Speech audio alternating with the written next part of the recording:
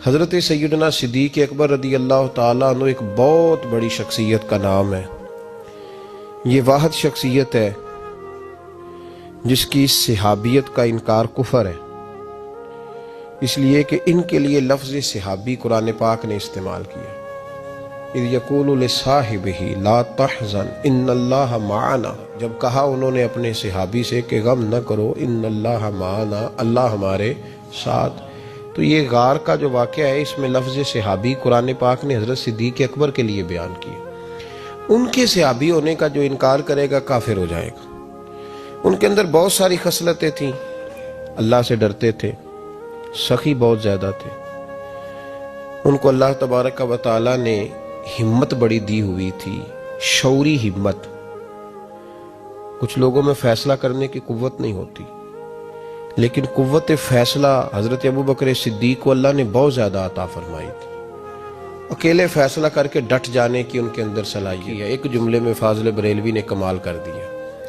اعلیٰ حضرت فرمانے لگے دنیا میں نبی پاک صلی اللہ علیہ وسلم سے بڑا پیر کامل کوئی نہیں، اور جناب ابوبکر صدیق جیسا مرید بھی کوئی نہیں۔ یہ جو توانائی ہے، ہمارے ہاں لوگ مانتے ہیں اپنی مرضی کی چیزیں، جناب صدیق اکبر نے اس طرح مانا ہے جس طرح نبی پاک نے ماننے کا حکم دیا ہے۔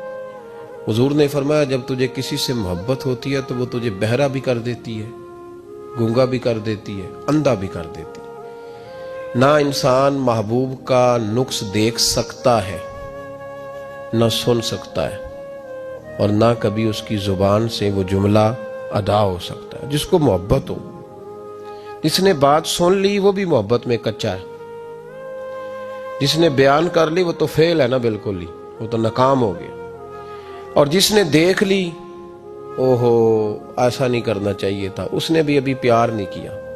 یہ وہ الفاظ ہیں حدیث کے جو خود رسول پاک نے بیان فرمائے۔ نبی پاک صلی اللہ علیہ وسلم نے فرمایا محبت آدمی کو اندھا بھی کر دیتی ہے، بہرا بھی کر دیتی ہے، گونگا بھی کر دیتی ہے۔ جب محبت ہوتی ہے تو پھر انسان کو کوئی ایسی چیز نظر، ابو جہل نے محبوب پاک علیہ السلام سے کہا معاذ اللہ مجھے تو آپ کی طرح کا شخص کوئی نظر ہی نہیں آتا، یعنی اس نے کمزور لفظوں میں کہا۔ حضرت صدیق اکبر حضور کے سامنے کھڑے ہوئے تو کہنے لگے محبوب تیرے جیسا حسین نظر کوئی نہیں آتا۔ اب اس کے پاس چونکہ بغض تھا تو اپنے لفظوں میں بات کر رہا تھا، اس کی جو دل کی بات تھی وہ الفاظ بن کے آ چکی تھی۔ حضرت صدیق اکبر کے دل میں محبت تھی تو وہ اپنے لفظوں میں بات کر رہے، اپنے جملوں میں اس کا اظہار کر رہے۔ یاد رکھیے گا انہوں نے اس طرح محبت کی جس طرح محبت کرنے کا حق ہوتا، یعنی ہر چیز ہی، مال بھی دے دیا، اولاد بھی دے دی، سارے بچے نبی پاک کی غلامی پہ لگا دیے، غلام بھی سارے حضور کے پیچھے لگا دیے، بس نبی پاک کی ڈیوٹی کرنی ہے۔ ہزاروں دینار کا نقصان اٹھایا لیکن نبی پاک صلی اللہ علیہ وسلم کی غلامی پر ہر چیز کو ترجیح دی۔ بات تو ہم نے بڑی دفعہ سنی ہے، پر کبھی اس کے حسن کو بھی ملاحظہ فرمائیے نا، کبھی ذرا ملاحظہ فرمائیے نا۔ لوگ پیار کرتے ہیں، محبت کا دعویٰ کرتے ہیں، لیکن کہتے ہیں بھئی رستے رستے کی محبت ہے، یہاں مجھے 5000 کا نقصان ہو رہا ہے، یہاں نہیں میں محبت کر سکتا۔ یہ نقصان 5000 کا کون برداشت کرے؟ محبت ضرور ہے پر اب اتنا نقصان کون برداشت کرے؟ جناب صدیق اکبر کا کمال دیکھیے کہ مال کا نہیں جان کا نقصان برداشت کرنے کو بھی تیار ہے۔ کچھ لوگ ایسے ہوتے ہیں کہتے ہیں آگے خطرہ ہے تو ہمیں نہیں جانا چاہیے۔ غار ثور میں جب نبی پاک صلی اللہ علیہ وسلم کو لے کے پہنچے نا حضرت صدیق اکبر، 5413 فٹ اونچی غار ہے۔ جب حضور ذرا سا چلے تو قدموں کو تکلیف ہوئی تو عرض کرنے لگے حضور آپ میرے کندھوں پہ بیٹھ جائیں، پباں پار قدم نہیں لاؤندا تے سور پہاڑ تے چڑھے آ جاندا، او پہ آ جاندا دے یار نبی دا، اے اصلی دلدار نبی دا۔ حضور کو لے گئے اور جب غار ثور پہ پہنچے تو کہنے لگے حضور مجھے اندر خطرہ لگتا ہے، آپ ٹھہریں پہلے میں جاتا ہوں، پہلے میں جاتا ہوں۔ جناب صدیق اکبر تشریف لے گئے اور دیکھیں نا سالوں پرانی غار پڑی تھی، اس میں بڑا کچھ تھا، لیکن جناب صدیق اکبر نے پگڑی پھاڑ پھاڑ کے غار صاف کی۔ پھر جہاں سوراخ تھے نا، خطرہ تھا کہ کوئی سانپ بچھو نہ نکل آئے، وہاں چھوٹے چھوٹے ٹکڑے رکھ کے غار کو بند کیا۔ جب مکمل تسلی کر لی تو کہا حضور اب آپ تشریف لے آئیے۔ اب جب غار سے نکلے نا جانے کے لیے، اس انداز کو بھی ذرا دیکھیں۔ لوگ آج خشک دین کے بڑے قائل ہیں، کہتے ہیں بس ٹھیک ہے نماز پڑھنی چاہیے، روزہ رکھنا چاہیے، اتنی لمبی باتیں، آپ معرفت کی بات کرتے ہیں، آپ محبت کی بات کرتے ہیں، آپ وارفتگی کی بات کرتے ہیں، کچھ لوگوں کو تو لفظ عشق ہی بڑا برا لگتا ہے، وہ اس جملے تک جانا ہی پسند نہیں کرتے۔ وہ خدا کے بندو، یہ بھی تو انداز دیکھو نا صحابہ کا، جب نبی کریم سید عالم صلی اللہ علیہ وسلم کو لے کے وہ نکلے نا غار ثور سے، تو حضور کے ساتھ ساتھ چل رہے تھے، تو کبھی نبی پاک کے آگے جاتے تھے، کبھی حضور کے پیچھے، کبھی دائیں کبھی بائیں۔ تو محبوب کو پتہ ہے، پھر بھی پوچھا ابو بکر یہ کیا کر رہے ہو؟ تو عرض کرنے لگے حضور مجھے شک ہے کہ کافر طاق میں چاہتا ہوں اگر آگے سے تیر آئے تو وہ بھی میرے سینے پہ لگ جائے، پھر مجھے خیال آتا ہے ہو سکتا ہے پیچھے سے آ جائے، تو پیچھے ہٹتا ہوں کہ اگر پیچھے سے کوئی نیزہ آئے تو وہ بھی مجھے ہی لگ جائے، کوئی دائیں سے آئے تو وہ بھی مجھے ہی لگ جائے، کوئی بائیں سے آئے تو مجھے لگ جائے۔ طبیعت نہیں چاہتی کہ آپ کو ذرا سی بھی تکلیف پہنچے۔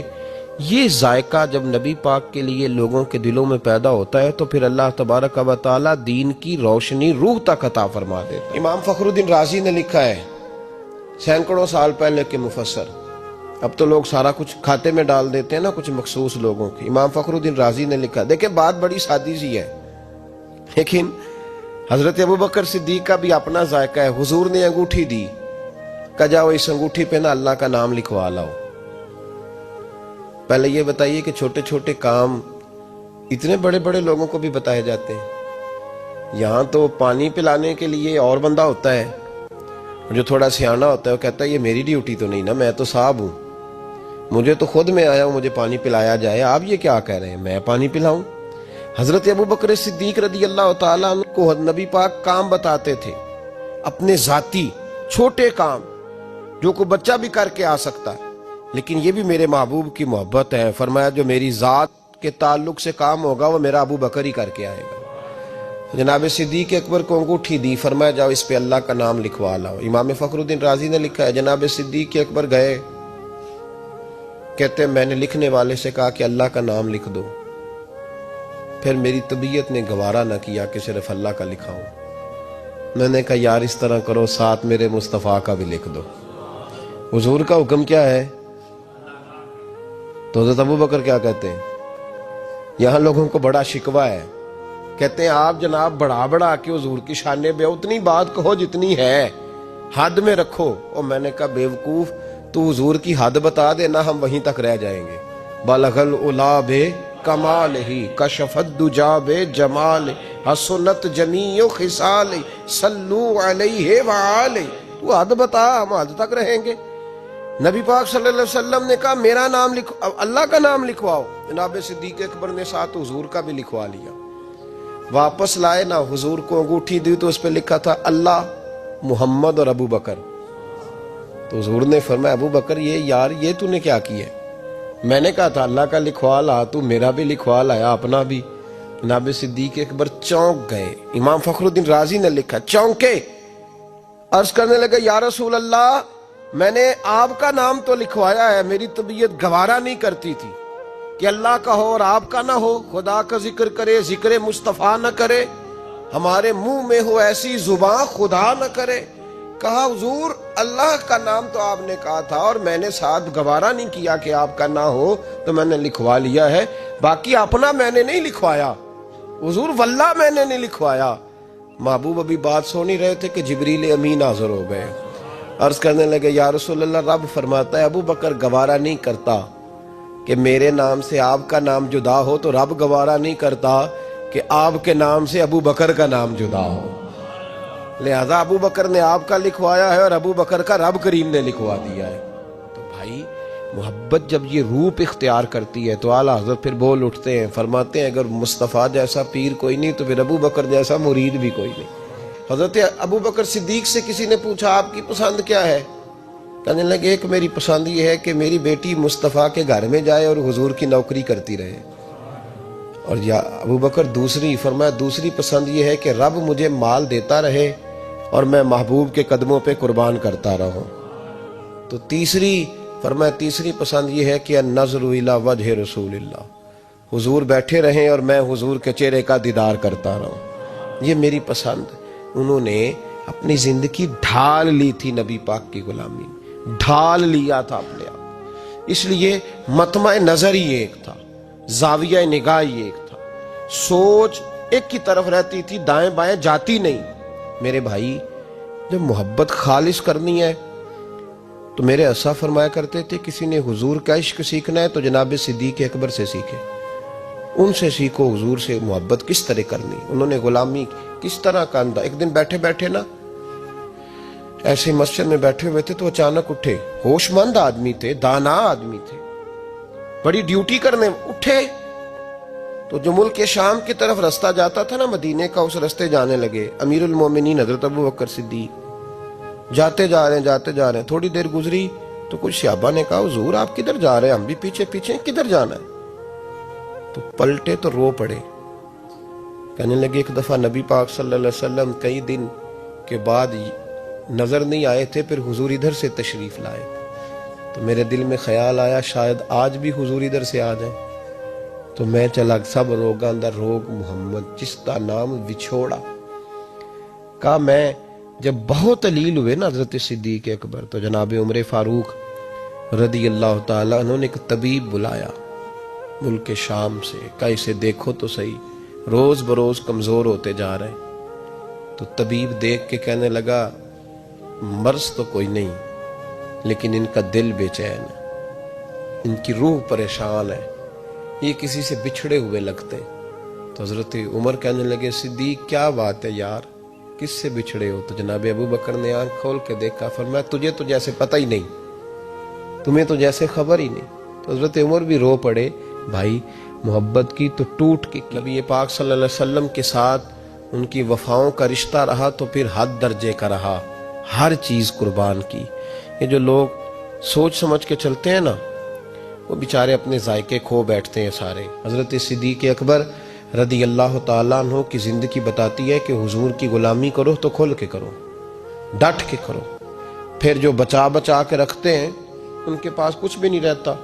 خود محبوب پاک صلی اللہ علیہ وسلم نے فرمایا حضرت اسماء بنت ابی بکر صدیق سے، فرمایا رب کے رستے میں جب دے تو گن گن کے نہ دیا کر ورنہ وہ بھی تجھے گن گن کے دے گا، اور کوئی چیز بچا کے نہ رکھ، اس کے رستے میں بے حساب دے وہ بھی تجھے بے حساب ہی عطا فرمائے گا۔ ہم محبت میں بھی کنجوسی کرتے ہیں سوچ سمجھ کے تھوڑی سی، تو وہ کس طرح کی محبت ہے جس میں بندہ سوچ رہا ہے، غور کر رہا ہے، ارادہ کر رہا ہے، تیاری کر رہا ہے، دیکھ رہا ہے، پرکھ رہا ہے، وہ کیسے آگے بڑھے گا؟ غلامی تو غلامی ہوتی ہے، غلاموں کی سوچیں اپنی نہیں ہوتی، سوچیں بھی غلام ہوتی ہیں۔ غلام جو ہوتے ہیں وہ اپنے محبوب کی رضا کی طرف توجہ رکھتے ہیں، دائیں بائیں لوٹ کر پلٹ کر ان کا مزاج نہیں ہوتا۔ حضرت ابو بکر صدیق رضی اللہ تعالیٰ عنہ نے محبوب پاک سید عالم صلی اللہ علیہ وسلم کی غلامی کی، ہر لحاظ سے کی، ہر وقت کی، ہر طریقے سے کی۔ امت مسلمہ اگر غلامی کا طریقہ سیکھے گی تو جناب صدیق اکبر سے سیکھے گی۔ حضرت صدیق اکبر بتلائیں گے کہ محبوب کریم سید عالم صلی اللہ علیہ وسلم کی غلامی کس طرح کرنی ہے۔ جب رات تھی نا بدر کی تو کافروں کا سب سے بڑا نشانہ یہ تھا کسی طرح حضور کو شہید کیا جائے، وہ پورا فوکس کیے ہوئے تھے کہ نبی پاک صلی اللہ علیہ وسلم کو شہید کرنا، پوری توجہ تھی۔ تو صحابہ کہتے ہیں کہ ہم نے ارادہ کیا کہ حضور کے لیے علیحدہ سے خیمہ بنایا جائے، چھپر بنایا جائے۔ حضور کے لیے وہ ہم نے چھپر بنا دیا، محبوب اس کے اندر قیام کرنے لگے۔ اب خیال یہ تھا کہ یہاں ڈیوٹی کون کرے گا، ڈیوٹی کون کرے گا، یہاں کون ٹھہرے گا، یہاں یہ بڑے خطرے والی جگہ ہے، یہاں کون ٹھہرے گا؟